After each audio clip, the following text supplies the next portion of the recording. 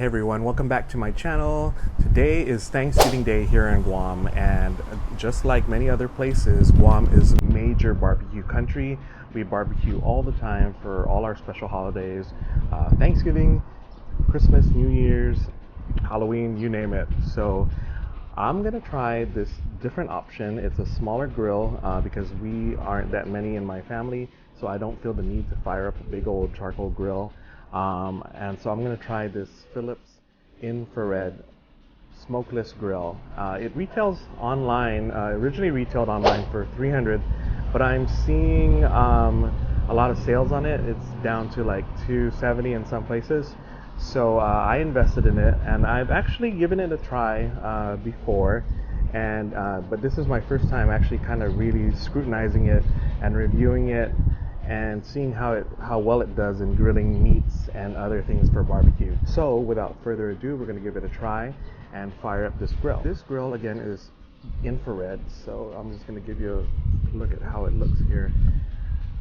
It is a set temperature when you cook it. It is about 446 degrees Fahrenheit, supposedly the perfect temperature to grill meats. And some of the specifications too and warnings regarding using an infrared grill is that you're not supposed to really look directly into the infrared light when you're cooking, so just be aware. That's one of the things about the grill.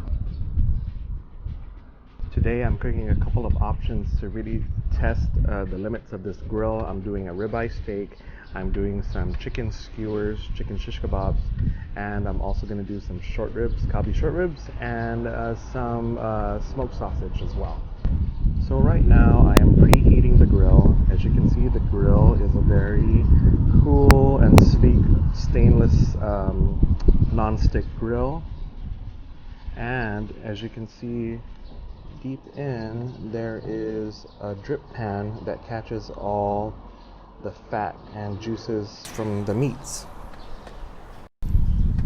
Okay, now supposedly what makes this grill smokeless is the fact that like in a normal grill, the fats that the drippings from the meat would normally fall on the coals, or but since this is an infrared grill with the infrared heat coming from the sides, the fat is not going to drip on the heat source, and that's what causes all the smoke. So instead, it passes the heat source and falls directly on the drip tray, the drip pan, and that will prevent it from being smoky. So we're going to test that out. Alright, we are just about preheated now, and I'm going to start out with the chicken skewers. Set them in.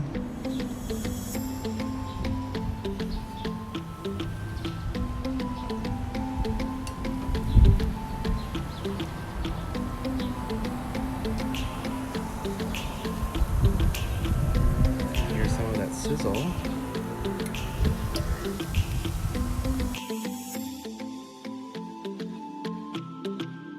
Alright, all the skewers are now in place on the grill, and now we're gonna just wait it out and see what transpires, and more importantly, cook time. How long will it take to cook this on this infrared grill? Okay, we're about 10 minutes in. I'm gonna turn the skewer and see where we're at. It's coming along, but it's not as quickly as I thought for it. It's looking good though. It's looking good. There's some char marks, which I like. Just gonna turn the recipes over. One of the things I'm noticing right away is that there is no smoke. There is no smoke coming out of the grill, although you can hear the sizzle of the meat.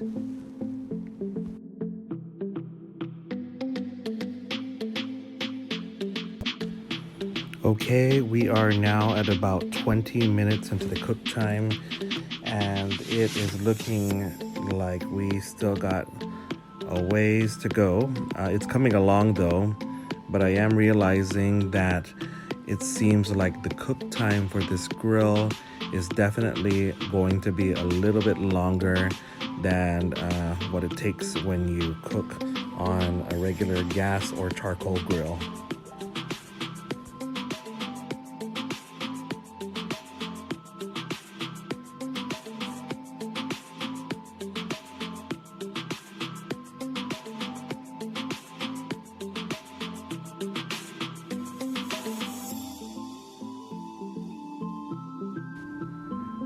Okay, here we are now at the 30-minute mark of cooking the chicken skewers on the infrared grill. As you can see, it's coming along. There are char marks, which are really nice, and but I feel like it has to stay a little bit longer on the grill.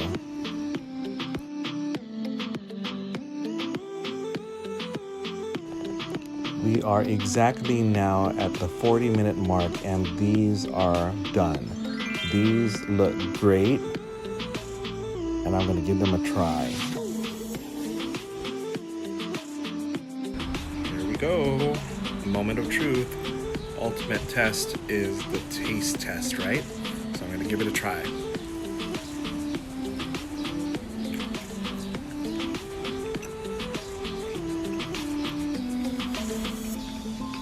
Okay.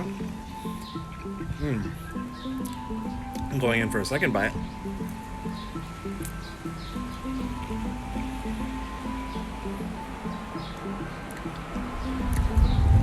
It's good. It's good. It's really good. Of course, because it's a smokeless grill, you're missing some of that smoke taste. But you know what? These days, when you're talking about coal and carcinogens and all that, maybe this is a good thing. I mean, there's enough of a char to satisfy that barbecue craving. And the vegetables are still nice and cooked and not burnt. That's something that happens too when you use a regular grill, because the temperature was controlled at the 446 degrees.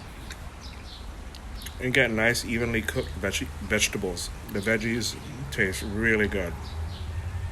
Okay, I have now set down some ribeyes on the infrared grill, and we're going to check out how well they cook on this grill and how long it takes. Because that seems to be the issue right now, is the cook time. The cook time seems to take a little bit longer than a traditional grill. Try it out, see how it goes. Check you back in 10 minutes. Again, we are 10 minutes into the cook time, and I am now going to give these a flip. And wow, these are looking great. These are cooking really well. Look at the browning of the meat. 10 minutes in. Notice we have some great grill marks on the meat. And that's 10 minutes in, so I'm guessing in 10 more minutes, we should be fully cooked. Okay, we're 20 minutes in, and it's time for another flip.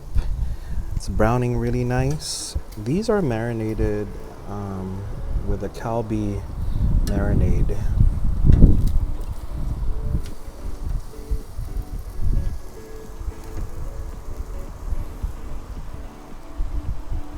Let me check the temperature on these soon.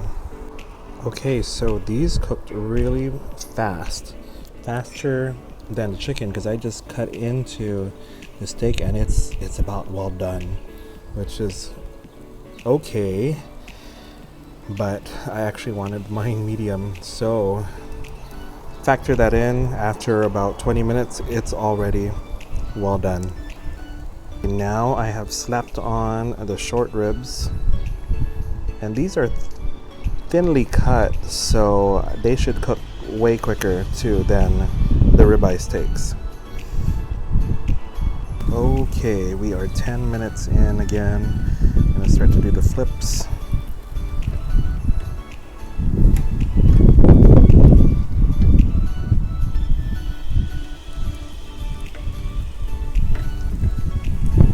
Getting nice browning. It's looking good. Cook time is definitely faster than the chicken for some reason.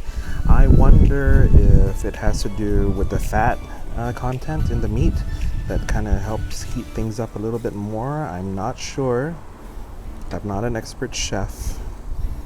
I'm just trying to figure this grill out. But yeah, we're getting some nice browning 10 minutes in. Just flip them over and I'll be back again in another 10. And it's done. 20 minutes. It's about 20 minutes is the magic number to cook the short ribs. Alright, it's the last batch now. It's just some Polish kielbasa and the remainder of my short ribs.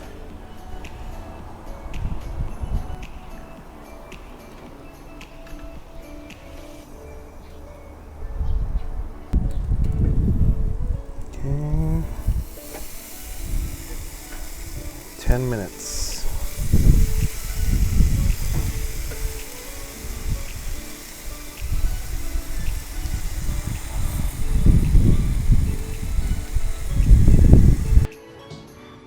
Alright, so here's everything laid out on our Thanksgiving table. All the food is cooked.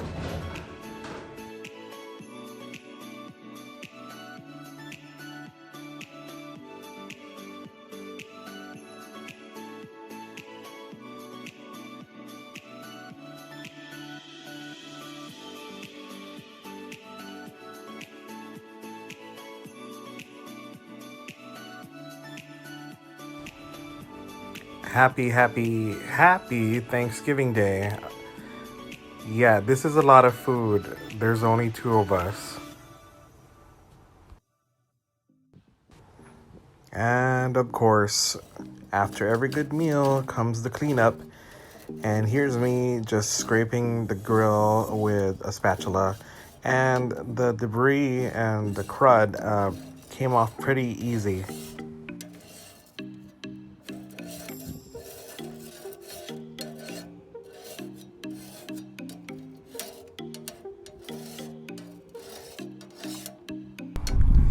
Alright, so here are my thoughts on our friend, the Philips Smokeless infrared grill.